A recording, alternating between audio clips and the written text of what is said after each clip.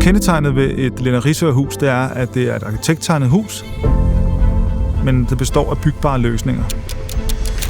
Det er et hus, der både er godt at være i og gennemtænkt, og som kan stå ude alene mange år frem i tiden. Det er kvalitet i proces, det er kvalitet i rådgivning, det er kvalitet i udførsel, og det er kvalitet i det færdige produkt.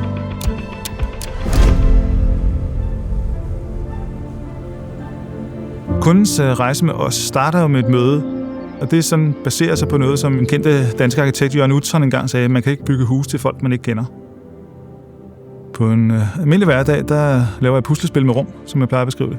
Jeg tager kundens ønsker, jeg tager Lindner Risørs byggebare løsninger, regler og love, og prøver at sætte dem sammen til et hus, der kan fungere for kunderne med deres ønsker og behov. Lindner Risør er et firma, der har eksisteret i 40 år.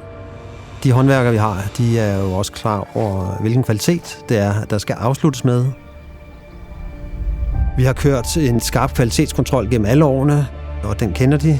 Der er ikke nye folk på den måde sådan hele tiden. Det er et fast team, der kører og bygger vores hus. Jeg tror, at det vi gør anderledes, det er, at vi for det første ser kun meget individuelt, når de kommer ind. Og vi starter jo sådan set på et blankt stykke papir, hver gang der kommer en kunde ind i vores hus. Det kan godt være, at vi skal skitse mange gange, før vi har den perfekte planløsning. Vi kan sidde og spare med dem, vi kan rådgive dem. Det er ligesom udgangspunktet for det hele, det er at tildanne et individuelt hus til den familie og deres behov. Jeg tænker rigtig meget over flowet i huset. Jeg går adskillige ture i det på mit papir, før jeg rent faktisk præsenterer det for kunden. Fungerer det nu at komme ind i huset her? Hvor fordeler man sig henne? Arkitektur for mig er 3 ting. Det er form, funktion og æstetik. Formen, det er husets form i landskabet. Funktionen, det er, hvordan menneskerne skal bo der, hvordan flowet er i huset.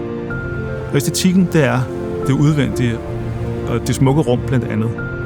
Og de 3 ting skal være til stede for, at der er tale om god arkitektur. Vi oplever ofte, at vi får kunder ind, som har specielle ønsker, og vi har jo en bred palet af muligheder for at ligesom indfri dem. Det kan både være noget omkring arkitekturen, det kan være grunden, som gør, at det skal være et meget specielt hus, eller der er en udsigt, der skal tages højde for.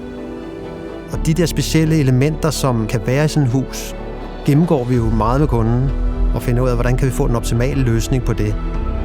I det forløb, der får vi ligesom afdækket de muligheder, der er. Når vi siger, at det handler ikke om at finde et nyt hus, det handler om at skabe huset selv, så betyder det jo i høj grad det samarbejde, der er mellem mig som arkitekt og dem som kunde, at vi skaber deres hus ud fra deres ønsker og ud fra min rådgivning. For det handler jo ikke om, at jeg skal synes, det er verdens fedeste planløsning eller hus. Det handler om, at det er deres drømmehus.